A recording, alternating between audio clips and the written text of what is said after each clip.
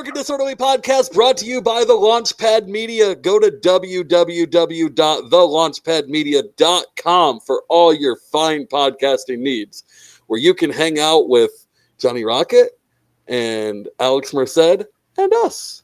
Because, you know, you don't hang out with us enough. We miss you. Come hang out with us. I'm sure Erin's got like the dankest shit too. She'll share.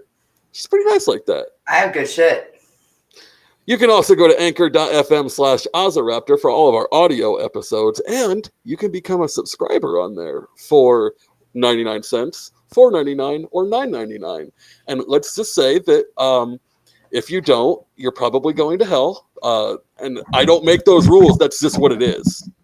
So I'm sorry if you want salvation, 99 cents a month. There you go. It's really easy. We're at least 99% cheaper than the Catholic Church. So there's that. God, I mean, be careful with that, though. Do you remember those people in Florida that got busted for selling golden tickets to heaven? Yeah, I'm Raptor Jesus. I can do what the fuck I want. Anyway, you can go to subscribestar.com/drunk-n-disorderly. And there we have a $4.99 tier. And look, at some point, I'm going to get around to updating that so we have more options. It's just between this and work and the fact that I have two amazing kids and a beautiful wife, I just don't have much time. So, and then go to our YouTube, hang out with us there. Yeah. All right. So the mask is coming off. Yeah, we're here to throw down now. So here's the deal. We were supposed to have Kim Ruff on to debate. This isn't going to be a debate. Deathmatch. A death match with Dan Behrman. Unfortunately, work called. No hard feelings. Work happens. Like I've almost missed a podcast because I was late coming home from work. I have missed podcasts because I was at work. Yep. So we understand, no shade, and we decided to just bring my sub in and her sub too, in a different way. So John's here to represent the Rough Phillips campaign. How's it going, John? Going well. Though, like I told you earlier, you wanted to go early, and we're going at the time I wanted to go. So who's sub? No. This is the time I wanted to go too. They wanted to go an hour later. It would have been like 9 o'clock my time. I mean, seriously, subs have all the power any fucking way. So, well, this is true. Anyway, so Dan, who's your sub? By the way, like, do you have a sub? You want to talk about it? I beat myself up all the time. Oh, there you go. When one of your multiple personalities is submissive to another one, that's good anxiety shit right there. Oh man, that's a bad acid trip right there. Yep. Yeah, it can be. How's Mexico, Dan? Oh, it's lovely. The sun's already set though. I would have had the windows open so you could watch the sunset behind me. Actually, it sets on that side, so no, but still pretty cool. So this is actually a great segue into our first question, and this comes from Daryl Perry, and it's a perfect Daryl Perry question. So we're gonna go to Dan first since he already volunteered acid trips. In 2016, McAfee was offering to do acid with, who was it? He sent me in the message who it was. Anyone remember? I don't. All John's offered to do acid with a lot of people. Yeah, John McAfee invited Austin Peterson to drop acid with him. So the question, and we'll go to Dan first, which of your opponents would you invite to take drugs with you, and what would be your drug of choice? Man. No pressure or anything. Yeah, don't submarine your campaign here or whatever. Man, well, I'd probably have to say Vermin Supreme. And what drug? I feel like he would, whatever drug it is, he would put you under the table though. Yeah, probably, but it would be entertaining as shit to watch. And man, I don't know. I guess I could go with mushrooms. Okay. I can see that. We could do that. All right. I haven't tried LSD before, and I wouldn't want to. Did you just publicly admit that to a libertarian audience? Yeah, You're done. Because I've had opportunities, but I got to try that in like a safe environment kind of thing. I don't know. That one's always scared me because it sounds kind of wicked. But Dan, DM me. I know a guy. in Mexico, the Drunken Disorderly I know guys podcast everywhere. where we know a guy. you don't know a guy. You You may know or a may guy. not know a guy. Allegedly. Allegedly. So, John, would you like to take a crack at this? Well, see, I have had drinks with every one of them, but honestly, my drug of choice would be ecstasy, and that's just a good time for all. So everybody come along. We'll have a big party. Oh, that does sound good. Oh, that's a big tent statement right there. John Phillips is building a big tent. That's what he just said. Giving me a big tent.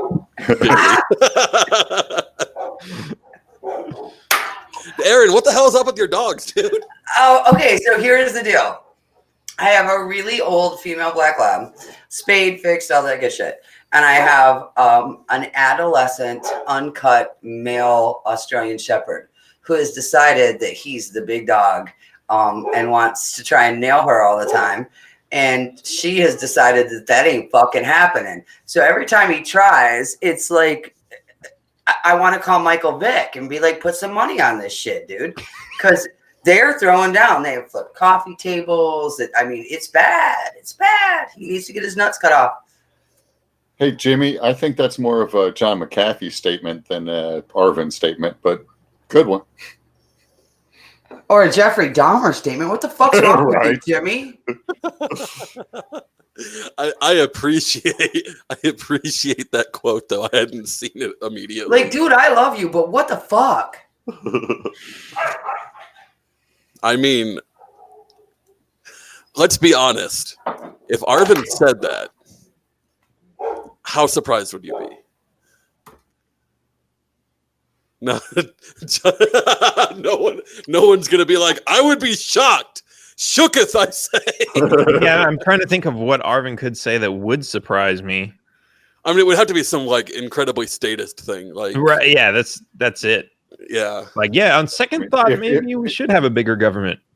If Arvin said he was sending his kids to public school, then I would. Yeah. Does Arvin have a family? He has a soon-to-be wife, maybe. Okay. Well, congratulations, Arvin. He didn't. I don't know how far along that is. He didn't spring full grown out of Rothbard's Jeez, forehead. Of course, he has a fucking family. You know what I mean, woman. Back to the kitchen and such. Okay, that's not my dog. Oh, whose dog is that? That was mine. Oh, you have a dog? Yeah, I got two. What kind of dogs do you got? They are, I call them Texans because apparently like half of the like stray dogs you find at the shelter are like these, but it's some kind of, they're both like half some kind of terrier, and one we think is half Chihuahua, and the other one we think is the other half Dachshund. So they're if I can get them over. Chihuahuas. They're Chihuahuas. Yeah, they're not small. They're like a good what, 20 pounds? Oh, that's so small. That's tiny. I mean, it's not a husky, but they're Dude, not that's- like Huskies They're are, not like oh man, we have different outlooks on dogs. Like to me, a husky is a fairly small dog. really. 20 pounds is a cat. 20 Yeah. pounds is a sausage for my lab. Like our Elfie's dog is like 20 pounds. I mean, Mostly because he's overweight. He shouldn't be that heavy. But like 20 pounds. Yeah, I think I was 20 right. pounds is only slightly less than Aaron weighs. Georgie, come here. Okay, I weigh a little more than 20 pounds. give or take 5 or 10, right? Yeah, depends on the day, bloating and booze. All right. So we are going to be watching the chat here for any questions you guys have. And let's Arvin questions are funny, but let's try to keep it on the candidates that we actually have Let's try to on. keep it serious here. Seriously, Yeah, I mean, don't keep it- Arvin's email address is public, so feel free to shoot him all of those comments. He would love to hear from you. So at some point we have to have Kim on to make this up for her not being here. I feel like we should have Arvin across from her instead. Like he's brave enough to go on anyone's podcast, so why not, right? Is he? He went on Caleb's podcast after Caleb basically called him a pedophile. Oh, that's true. Why? See, this is what I don't get. Why do you have to be brave to go talk to people to like, you know, appear at like Kokesh got a lot of flack for going into the straight pride parade. Mhm. That was But his epic. speech was great.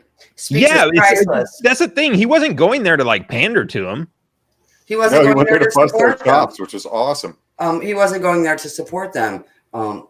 Adam did what Adam does and called some bullshit. I mean, let's get honest. Whether you love him or you don't, he calls bullshit, and he did. Mm-hmm.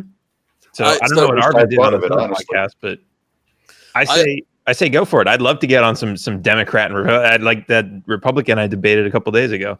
Like, look, I'm down to go and support a straight pride parade the next time 75 straight people in a bar are locked in there because the doors are chained from the outside and the bar is set on fire simply because they're straight. Then we can talk. Until that happens, like, get the fuck out of here with that noise. Pansy asses. It's not about being proud of sexuality. It's about being proud of. We've had that advancing discussion. Though. dialogue. You know, millennials don't know about that event. Most of them. I don't think it's millennials that are the majority of the problem. There are some. I'm saying that the current activist generation doesn't know that that's why they're doing what they're doing. Aaron, I'm just going to go out on a Right. limb here and say that assholes fit all age groups. Yeah, I mean, this is Obviously. I'm thinking like don't say what you said either, because someone's gonna do like a Jussie Smollett false flag where like, oh my god, we were locked in the club. seriously. If you think under this current administration that there is any fucking demographic anywhere on the goddamn planet that is safe from a false flag, you are smoking way better shit than I am, and you need to send that shit my way.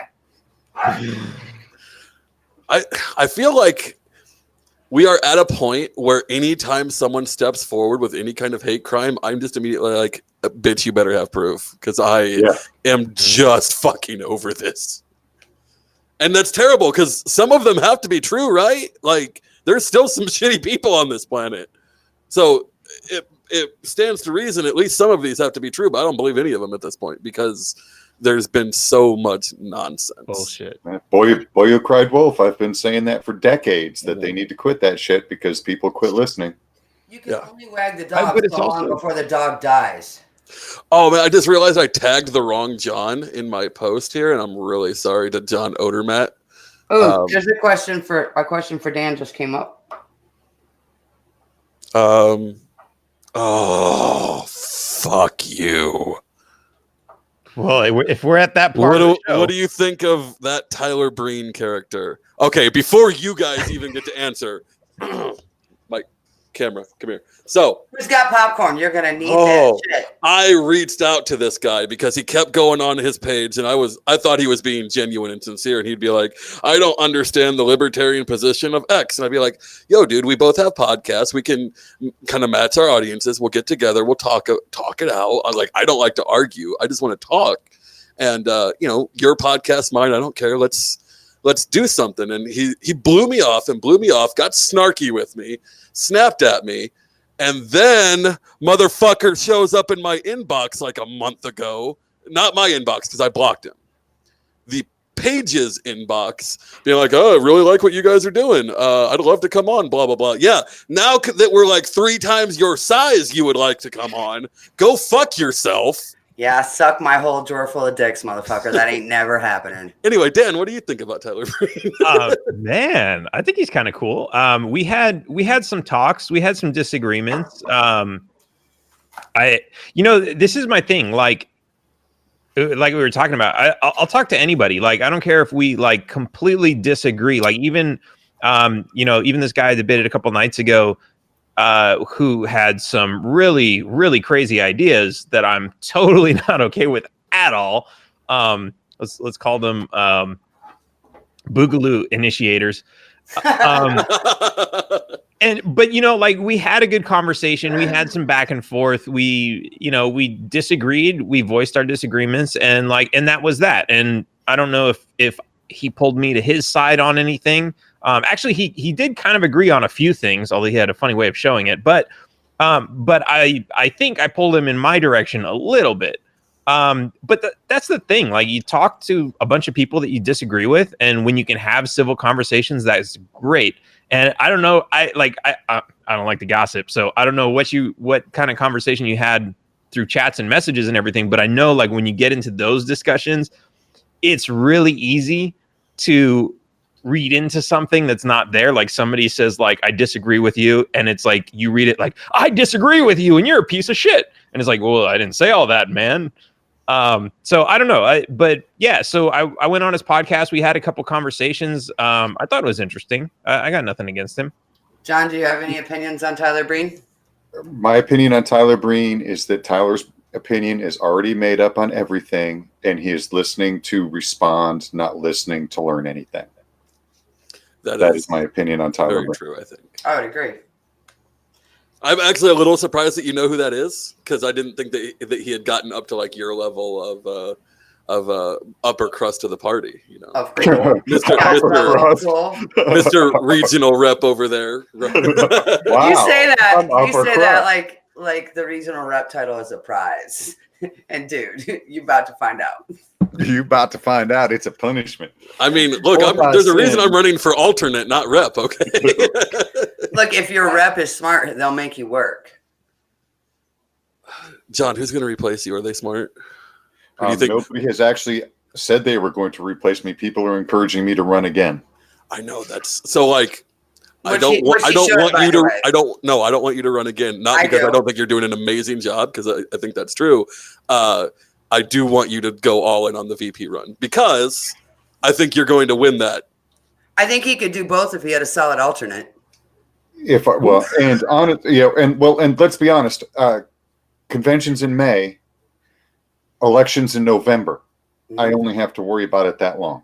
That's what I'm saying. You're talking 2 meetings. So what you're saying is, if things happen and we win, then I will happily step aside from my alternate and say I have a huge conflict of interest as the Vice President of the United States of America.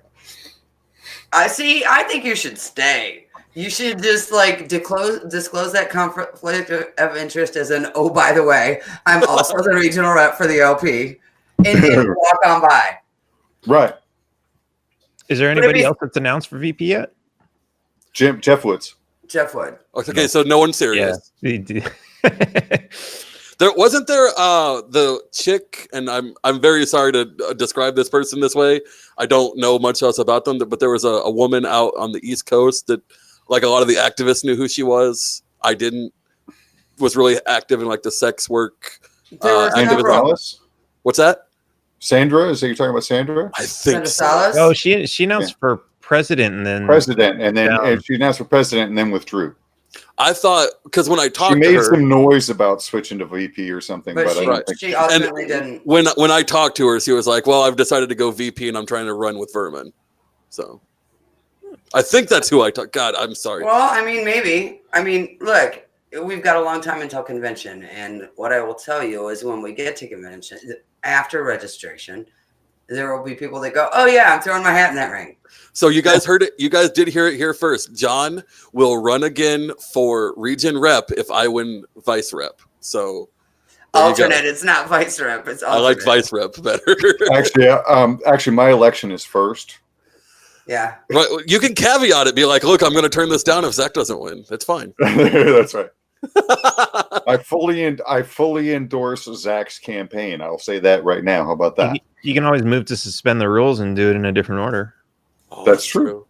You could always just join Region 7, where instead of rules, we voted, and it's on record, to continue to fly by the seat of our pants. Right, but I couldn't oust you as vice rep. And I certainly couldn't run against my cousin. You probably could. No. And I certainly couldn't run against my cousin. I mean, it depends on the day. But yeah, there are certainly times that you probably could. So to bring this. So I have a question. Shoot, we need questions. Let's go to John. So, we talk about issues a lot. We've heard our chair, the chair of the party, talk about the 2 or 3 issues that he thinks we need to dig in on. I think he's wrong, but we've heard that. What are the 2 or 3 issues where either of you think that if you win, you could hammer some libertarianism home to the mass populace, to the general public? Second Amendment, criminal justice reform, and taxation. Dan? Yeah. Taxation, obviously, because it's theft. But I think there's actually a big place we can go with healthcare, because that's a huge fight. And yeah, Second Amendment. I've actually gotten a bunch of Trump supporters on my campaign because they were pissed off about the bump stocks. So I feel like there's at least a section of Trump supporters that wanted to watch the world burn, and those are people that we can easily get into our sphere of influence. Well, and also I've been talking to a lot of Democrats, and they start getting crazy about the Second Amendment, and I start going, do you realize that more people were beat to death with fists than AR-15s? And they go, that's not true. And I said, CDC, here's the data. And they go, oh, and all of a sudden they back right off. I mean, there's lots of room for that. I think Dan's right on healthcare. That's dangerous, man. You're going to get them to start wanting to ban fists. Look, more people actually said me. Did you see that? More people are killed. I said that to Massey the other day. He was, I forget what he was on about, about some kind of difference. And I said, stop, you're going to give them ideas. Look, more people are killed every year by cows than pit bulls, but we're not seeing breed bans on Black Angus. Yeah. Right.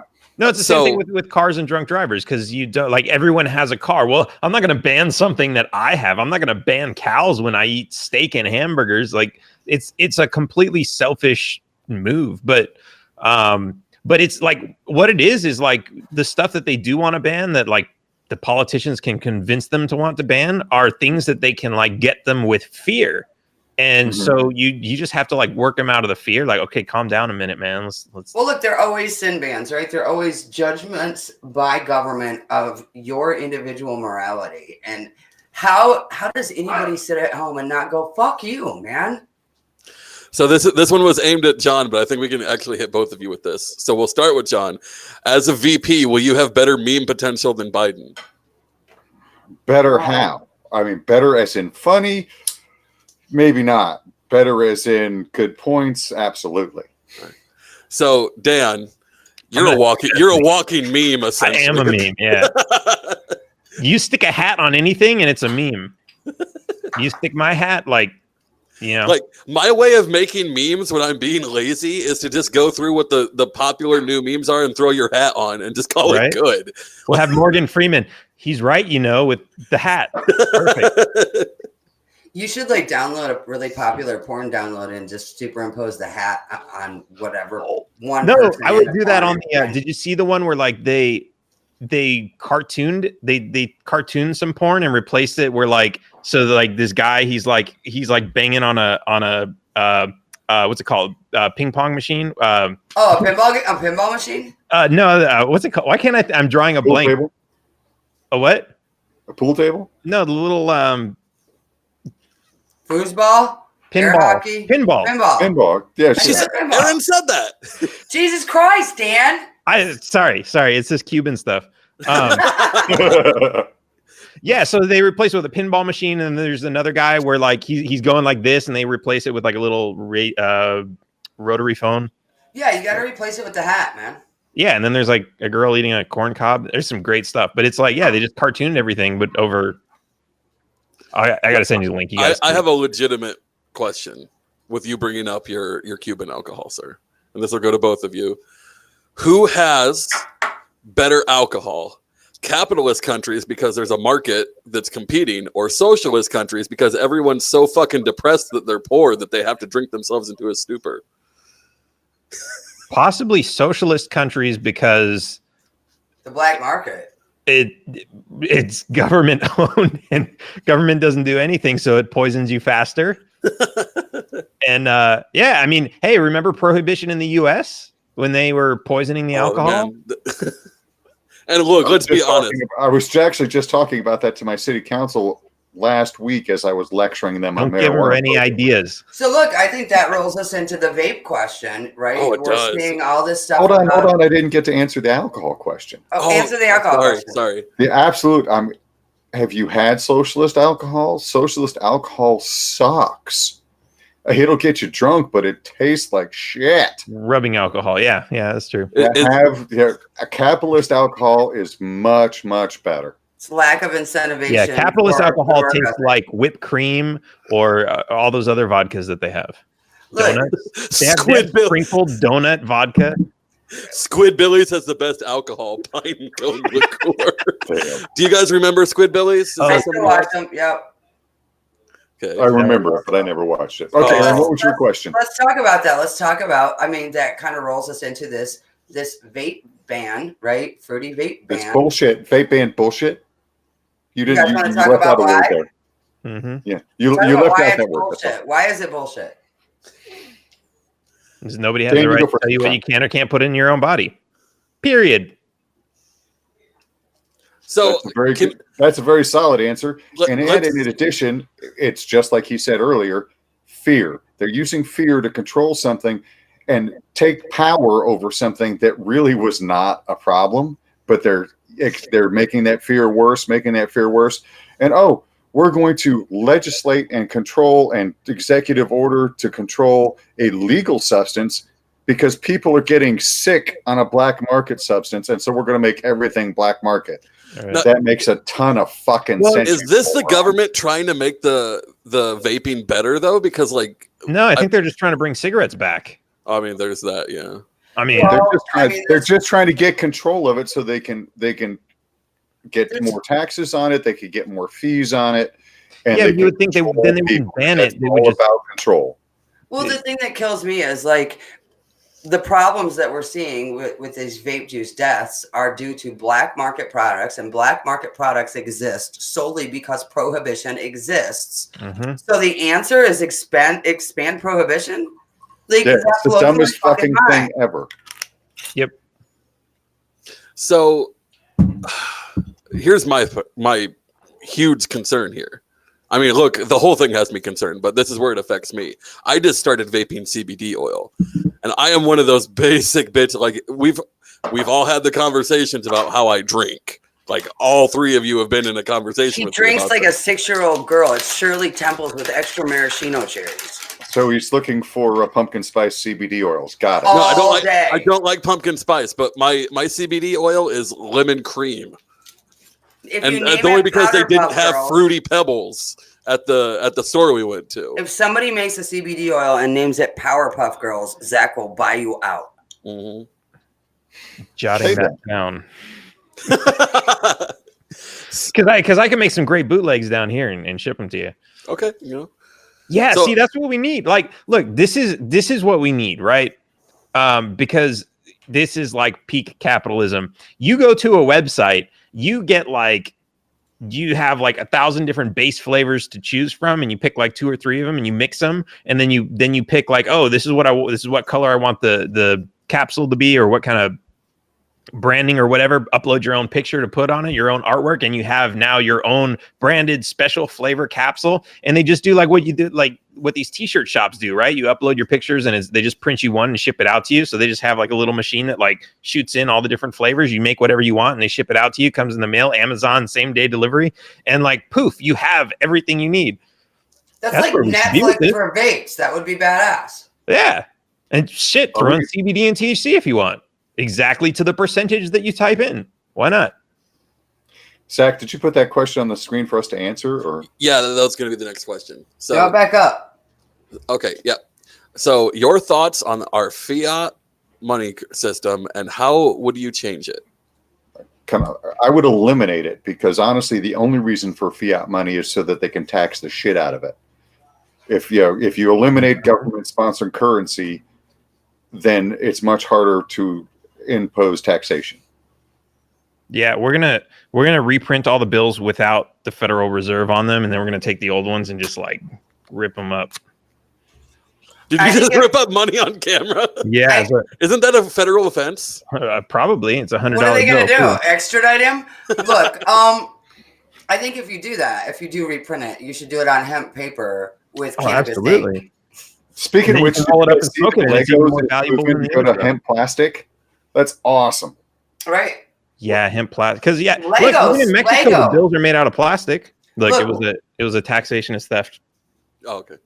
Lego is switching to hemp plastic. Dan, what are your thoughts on that? Oh yeah, that's awesome. Because like I want to know what the like decomposition rate is, because like it's supposed to like still decompose, but it's supposed to like hold together a lot longer. So I want to know what kind of additives they're putting in, because theoretically you could, and I know this is going to get me in a lot of trouble. You could like have your Legos as a kid, and then by the time you turn into a teenager, you could start to smoke them, and like it serves a dual purpose. And then it's like you don't have to go through that stage of like, but I don't want to throw out my Legos. Well, I mean, you could smoke them, but if they're hemp and not actual cannabis, they're not going to get a fly high.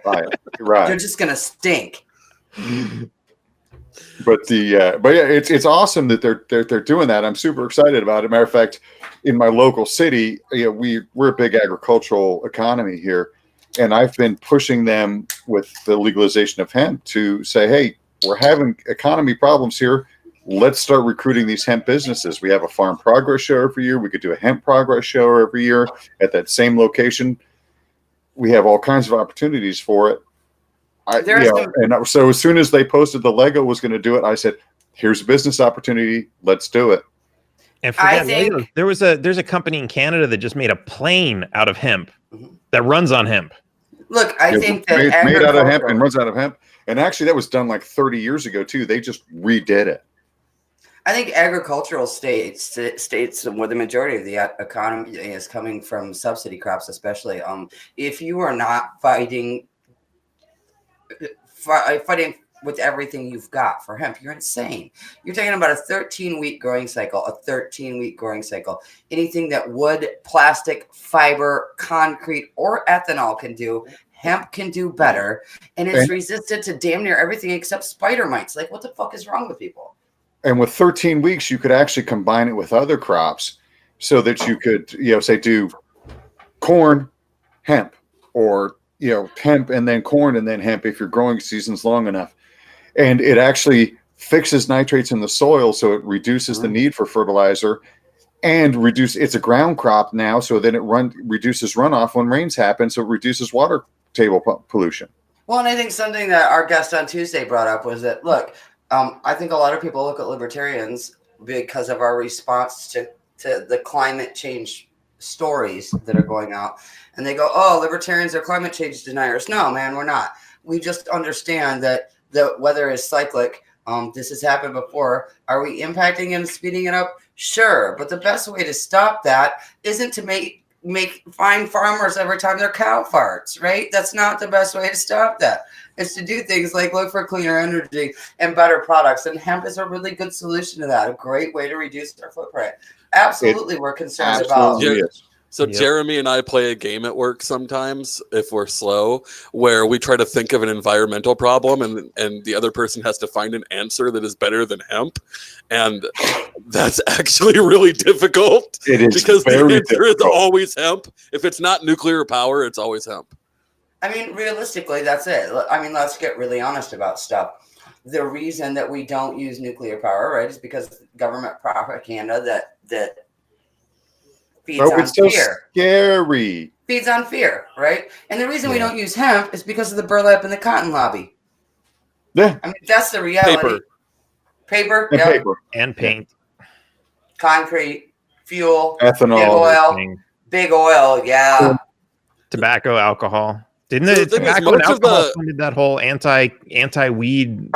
What was it? The ad council? Wasn't that all funded by tobacco and alcohol? So yeah, tobacco and alcohol had a lot to do with that. Right? If we're going to talk about the truth about why marijuana became a problem, we have to look at a racist president. I mean, for fuck's sake. Not only do you have to look at a racist president, but you have to look at the time. All right, so marijuana became illegal not long after Prohibition ended, when all of a sudden you had a bunch of government employees looking for work if they didn't outlaw something else for them to police. Mm-hmm. And then you had that asshole with sex trafficking now, finally. Yeah. And a bunch of government people giving up power if they'd lost, we don't have this prohibition to enforce. So there's a question for you.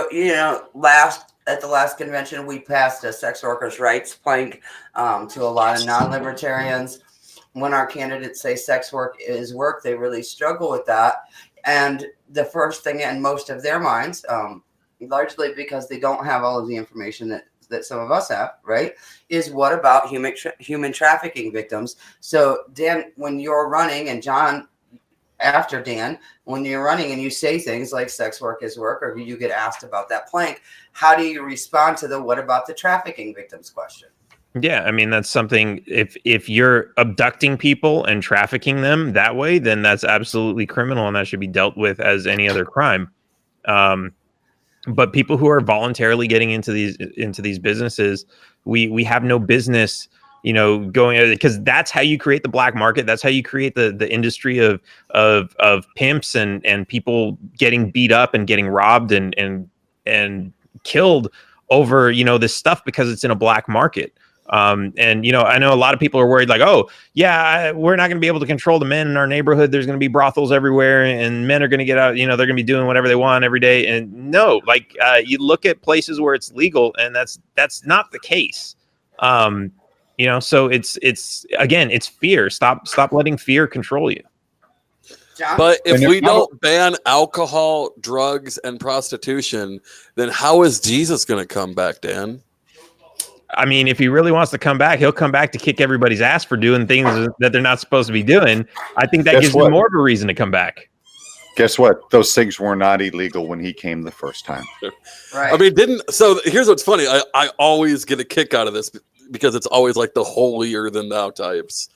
Jesus hung out with prostitutes, thieves, and his first miracle was to turn water into wine. Right. So, I mean, for fuck's sake. John didn't get to answer the question, though. So, John, how do you answer that? How do you answer to what about the trafficking victims? Well, the first thing is I mean, exactly as Dan said, there's a difference between trafficking and sex work.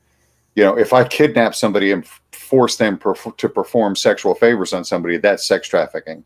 If somebody stands up and says, hey, I'm into this, you're into this, you want to pay for it, that's not sex trafficking. And explaining that difference to people, and then also where it's legal, rape goes down. The black market, as he said, incentivizes sex trafficking as opposed to like anything else. Now, I will say that there are studies that do not support that where they've legalized it, sex trafficking goes down, but those studies were performed with a bias from the get-go, so they're questionable. As anybody who's actually studied doing studies can tell you, as they forget to tell you that when they're telling you the results of these studies. And the other thing being that it's like a lot of other things, you link it to gun control, link it to whatever. Everybody talks about Chicago. Oh, well, they've got strict gun control in Chicago, but they've got more shootings. Okay. You can't really use that argument, guys. I'm sorry. I'm a 2A guy. I love the Second Amendment, but you can't use that argument because you can step 10 miles outside of Chicago and all those gun laws go away. And it's the same with trafficking and prostitution and sex work. And so you have to expand those laws a little bit. But the biggest thing is that trafficking is non-consensual, and that's already illegal on everything. And why do we need more laws than, okay, hey, if they don't want to do it, you can't force them to do it? That's already illegal on everything. Everything else is a morality law, and it is not the government's job to enforce morality. And here's an interesting point on that. The FBI and the CIA probably employ half of all the people in these sex trafficking rings and a bunch of pedophiles. So for sure. Those are if you want protection from illegal sex work, those are the people you're asking for help. Right. I think Daniel Hayes comment says that. Daniel says part of the problem is that since sex work is illegal, it makes those people that have been subjected to sex work reluctantly, trafficking victims, to attempt to escape the plight, as they're worried they'll get in trouble for being a sex worker. Putting it in the light removes all of that. It saves. Oh, absolutely, and Daniel's absolutely right on that. And it's not just people who are trafficking, but people who are consensual sex workers, but that might be getting blackmailed or any kind of other issue like that. The whole illegality of it causes far more societal harm than anything else. So here's where I'm going to hit you with another one of those questions that's going to make you both go, fuck, I thought we were friends. So like next week, there's a big event in DC. The National Trans Visibility March on DC is happening. Can I pause you right there 1 second? Because Yeah. if anybody would like to donate to my campaign, I really want to go to that. And you can donate to my campaign at www.johnphillipsforliberty.com, because I really want to go to DC and do that. Well, and just so that you know, we do have activists that'll be on the ground. Representatives of Outright and the LP are going to go and are going to be there. Where do you stand on trans rights, on bathroom access, on workplace discrimination of trans individuals? Give me your trans rights spiel. You want to go first? Transsexual rights are individual rights, and that's the end of the story right there. They're an individual, same as everybody else. They have the same rights as everybody else. They have the right to go to the bathroom. They have the right to work. They have all those things, you know, though I know right to work is not a PC phrase in a lot of places, but that's not how I meant it. They are people. End of story. They have the same rights as anybody else. And if you don't like it, I've had a few drinks, so I'm going to say it right out. If you don't like it, you can kiss my ass. Dan? I agree, but I think it's kind of the wrong way to address it, because the truth is we have, going back to fear, we have a lot of propaganda, anti-trans propaganda. And so the idea to say, you know, if you address people who are worried about taking their daughter to a fast food restaurant and using the restroom and there's a trans person in there, like, that's not going to help them get over their fear. And we have to help people get over all these unjust fears that they have, because these are fears that politicians have been putting in their heads for decades. And we need to get them over that if we want people to be able to come together and say, look, less government is really going to solve all our problems. So the first thing I do with that is I address the fear and I say, look, there are so many different ways that you can go to a restaurant, a business, whatever. And, you know, don't send your daughter into a restroom by herself, because even if they don't have a rule on like whether or not trans people can use it, you don't know if there's like a dirty old man hanging out in the women's room before you send your daughter in there, before you even got there. You don't know. So we should get more accustomed to a thing where, you know, if a man is with his daughter, they can go into the men's room or the women's room, however it works out. He can let her into the stall. He can guard the stall, and I know people are like, oh my God, I don't want to have to like guard everything. I want to live in a safe environment. Yeah, but there are crazy fucking people out there. That's the problem. Mm-hmm. So we don't need to like be all paranoid and say like, oh, these people disgust me, we need to keep them out of the bathrooms altogether. No, what we need to do is we need to make rational decisions about all of our behaviors to keep all of ourselves safe. I think everyone should understand that the world is not a perfect place, and we can always work to getting towards a better place, but we can't expect to be able to control other people's behavior. All we have control over is ourselves. And so if we do that, we get over the fear, we control our own environment. That's true. And one of the ways you do that is you point out to them that, hey, guess what? It's not the trans people committing those crimes. You're going after the wrong people. Right. Look, I got a death threat for saying that. I'm going to warn you. When I ran in 2016, I got a death threat for saying that. Can I devil's advocate a little bit on the other side? Well, who made the death threat? What are those he was people? A 19-year-old kid who was a member of Westboro Baptist Church. And we shouldn't allow 19-year-old Christian men to be anywhere around people like us, because they're dangerous. They're making death threats.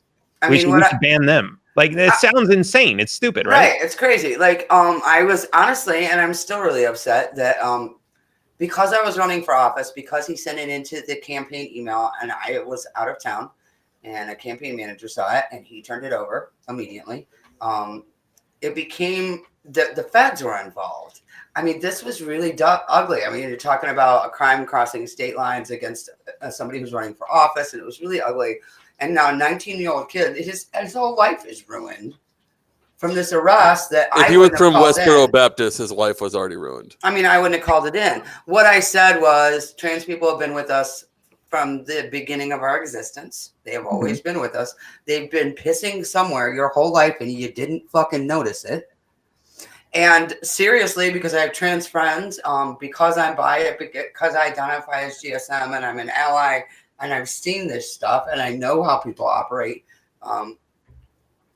No self-respecting trans person is going to walk into that bathroom and try to assault your child knowing that their knuckle-dragging, mouth-breathing troglodyte daddy is standing out just outside the hallway waiting to punch something different.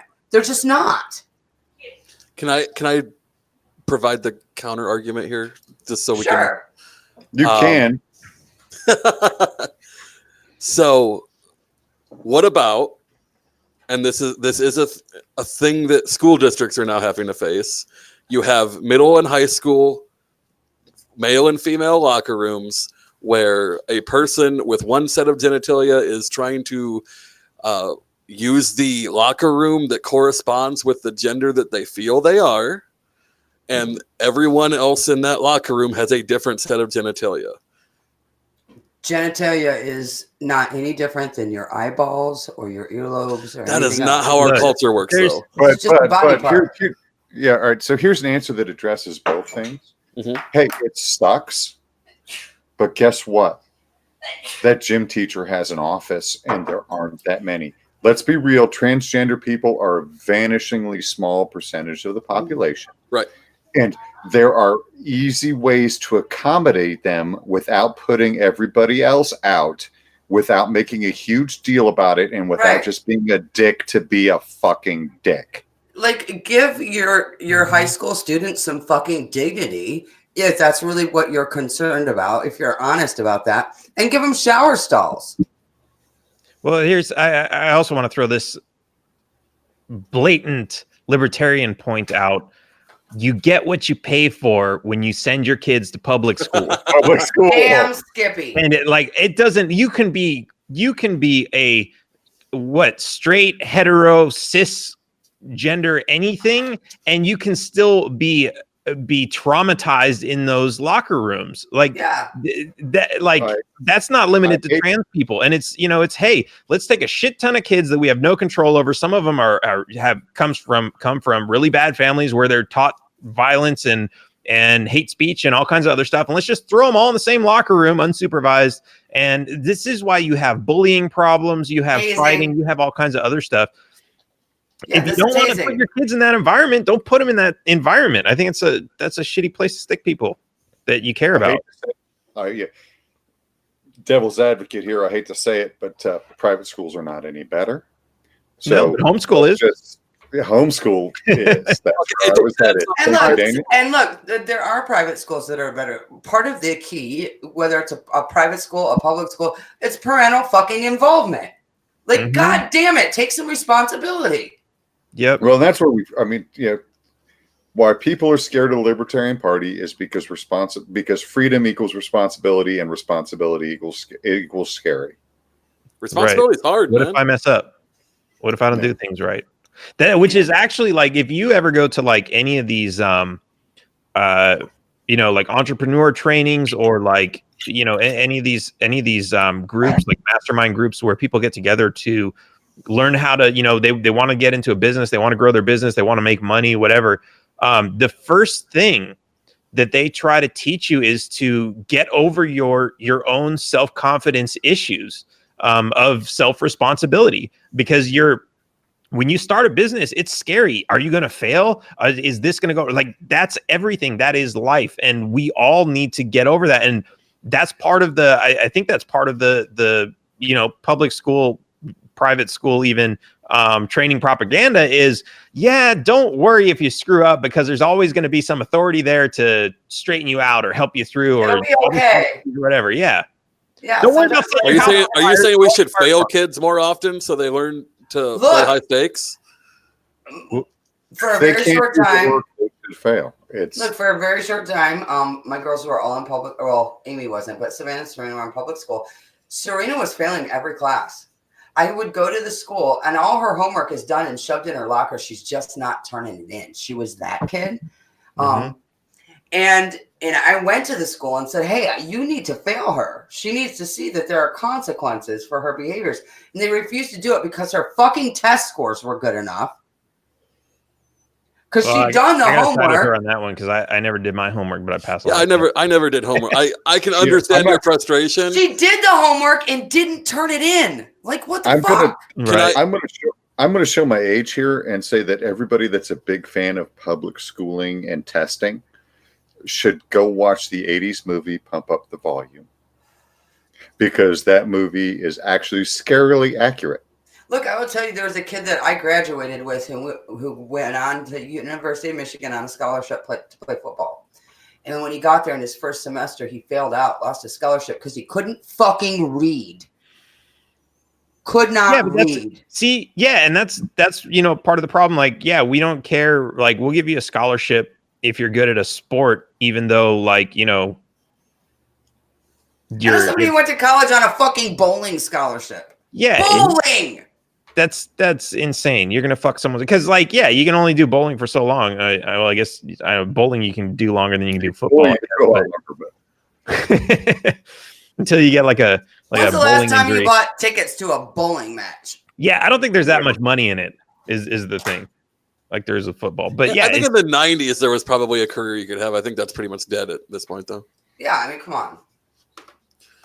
So, to kind of piggyback off this story, because I was homeschooled, and this is to kind of wrap things up on this topic a little bit. When I was in the Army going through AIT, the first test we took in AIT, I aced it. And no one else, like everyone else missed at least two. And like my best friend there was like, "Oh, dude, you did a really good job. You should be proud of yourself," that kind of thing. Other people in my class were like, "Look at this motherfucker." And they were teasing me about being smarter than them. And because I had never dealt with that in my life, I'm like, shit, this isn't good. So the next test, I failed it. On purpose? So I wasn't trying to fail. I was trying to pass at the lowest possible score and then missed one more than I thought I would miss. So then I would have gotten a 96 instead of a 100. But I basically made myself fail. And the staff sergeant and I had to come to Jesus moment because he pulled me aside. He's like, "What the fuck was that? I know you're smarter than that." I'm like, I didn't mean to fail. And he's like, "What do you mean you didn't mean to fail?" And I'm like, "Well, I was trying to dump some questions so that I would get out of the top spot." He's like, "The fuck is wrong with you?" And look, I hated that NCO at the time, but if I could go back and just have that person be my NCO the whole way through my military career, I would, because I would have been golden. That dude was awesome. Look, I forget his name. That same thing though happens to gifted kids in public schools, to kids in private schools, happens everywhere. And that's part of the problem, right? Is when you get out into this government controlled workforce now, that's a lot of what you're facing. Right, you're facing situations where merit doesn't pay. Everybody gets a trophy. Everybody's at the same pay rate. We've got sentiment coming from voters to embrace socialist systems because everybody will have what they need, and that sounds great, like for a minute, right? Until you think about the fact that the guy who stuffs envelopes is making the same money as you, the guy who cleans sewers, or the guy who saves lives, and does that feel fair to you? So human nature is a thing. It's a real thing. A story came out like 2 hours ago, and I think this is a great topic for us to talk about a little bit here. I don't know if you guys have seen this. Colt has suspended their production of AR-15s. Because they suck at making them. That's why. It's not because of AR-15s. It's because they've been losing their ass on them. Because they're not very good. Everybody else makes them better. Right. So the left is like the New York Times is like, look, we have a victory. Colt's going to stop making AR-15s. But in Colt's statement, they're like, look, this is an oversaturated market. And it's like, they don't say it, but you can kind of read between the lines where they're saying, and we know everyone else is better at this than we are. So we're going to stick to handguns and just get out of this market. Nice. Both the left and the right are very good at this. And I have been harping on it for weeks. Data sets matter. And all the details matter, and they're both really good at taking this result and saying, "Oh, it means this," and oh, it means that one. Really, no, it doesn't mean that if you actually do the damn research, which nobody has the time to do, and most people don't even read past a headline. Look, the first thing I learned in statistics class in college, freshman year, was I can make numbers say whatever I want them to. Yep. That's what the class is about. All right, so my major in college was criminal justice. And did you take criminal justice statistics instead of statistics? No, they actually had a class that taught about headlines and how they skew public opinion versus because people don't read the whole article. There was an actual class in that, and it was fantastic, and I learned a lot. And that was right about the time Wag the Dog came out, and I was running a video store and going to school. And I took that video to the teacher and showed it to him, who had never seen it, and was like, "This is fantastic," and made the whole class watch it after that.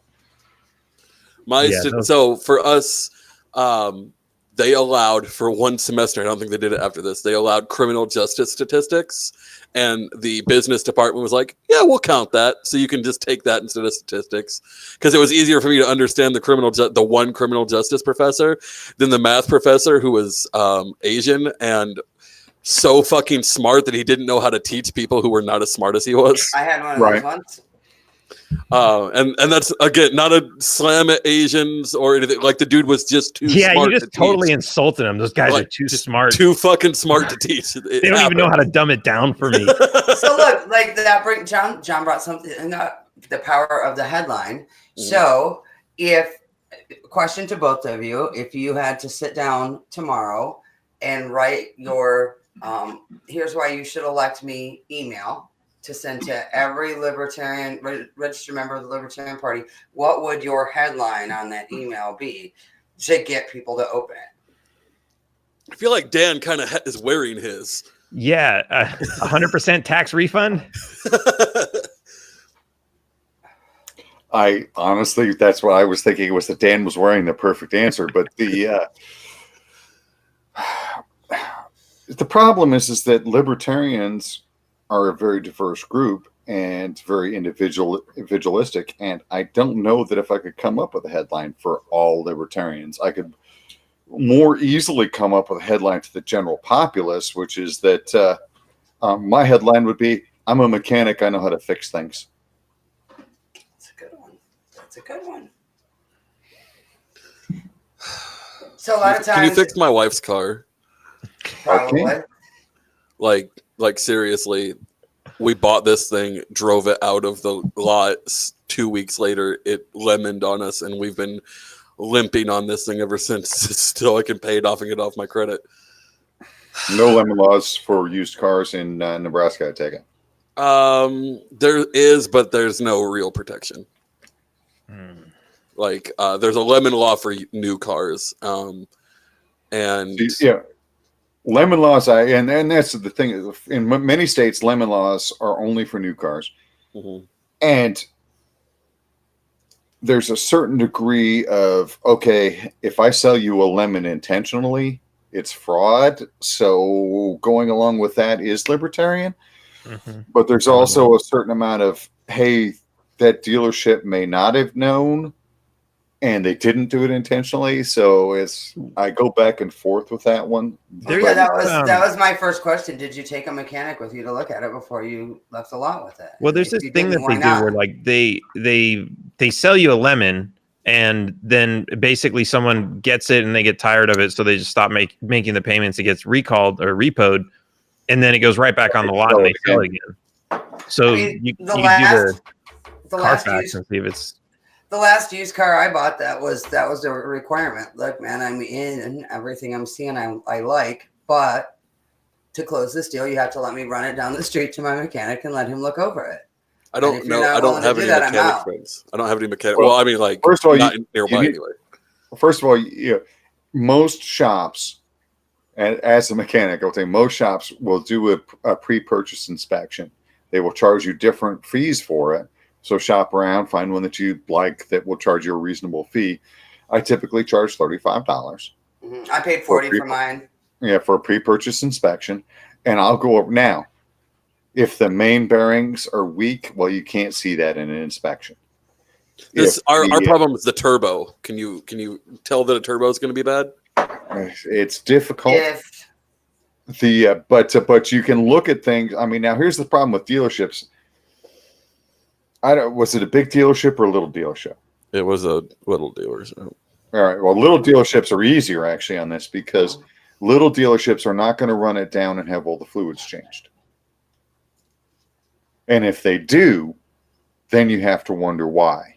So if I pull every dipstick on the car and go, okay, these are all fresh, something screwy going on here.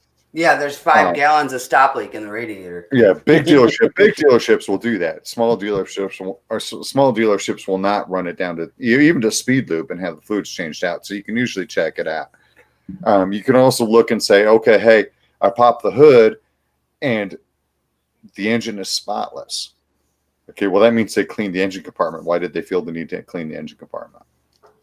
You know, they're you can look at it leaks oil or the head gasket's cracked and they're trying to cover that shit. And there's, I mean, like I've got some test strips for different fluids that I use to test whether brake fluid's good or whether oil's got gear oil in it, crap like that. You know, and if you shop around, if you ask around at garages, you'll find somebody that's got that stuff. And yeah, always on your test drive it to your mechanic, and if the shop's not okay with you doing that, don't buy from them. Well, there you have it. So, wrapping up here, 1 minute speech. Dan, go. Taxation is theft. We are not government property. Nobody has the right to tell you what you can or can't put in your own body. And I may not agree with what you put on your pizza, but I will defend to the death your right to eat it. And my website, Behrman2020.com. Legalize pineapple pizza and drugs. Pineapple drugs? Oh, I'm in. Yeah, pineapple flavored vape. Legalized pineapple pizza flavored vape. Oh God! Wow. So hey, if somebody's into that, that is taking it to a whole new level, man. All right, John. 1 minute speech, John. Go. I've got to follow that. Follow, right? Yeah. 1 minute speech. You'll hear a lot of speeches about what libertarians can and cannot do. And I'm not going to, the truth is that we are still bound by our Constitution in this country. So unless you're willing to boogaloo tomorrow, we are bound by that Constitution. And so there are some things we can and cannot do if we do manage to achieve this highest office. Bearing that in mind, we have to campaign on what we can and cannot achieve if we do achieve that office, and have to plan on achieving that office, even though we both, Kim and I, realize the likelihood of our winning that office. If we don't take it seriously, then why would anybody outside of the Libertarian Party vote for us? And so we take that very seriously. That's our 1 minute speech. Please vote for us, www.roughphillips2020.com. Check out our links on there. We've got all kinds of other debates, including ones with Dan and his taxation is theft hat, which if Dan does win the nomination, I win the VP nomination, I will wear that hat. And seriously, if you're watching, check out both candidates. Go to both their websites, donate money. If somebody said something tonight, one of them said something tonight that you really dug, send them some money or send them an email. Let them know that you dug what they said, because I promise you they hear more bitching than they do support. So throw that out there. Death threats. If you would like to see a vice presidential candidate at this transgender rally in DC next week, please send me a donation, because I really want to go to that and support. All right, Aaron, 1 minute's not. All right, so thank you both for coming on. 1 minute speech. If your national membership has lapsed, renew that bitch. It's important. And if you're not just a national member, fucking at me next time, damn. And if you're not a national member, please join, because there are all kinds of benefits. And as I explained to North Dakota this weekend, put on your thing that I want my $25 to go to ballot access, or I want my $25 to go to. So if there are things that you don't, I don't want my $25 to go to play Nick Sarwark. Okay, great. We don't want your $25 to go to that. We'll put it to ballot access. We will follow your instructions. Join the National Party. That's how we get things done. Yeah, join the National Party. Join your state party. run for delegate seats, go to the convention, participate, help make these decisions. Like, get active. Don't sit home and bitch. Do something about it.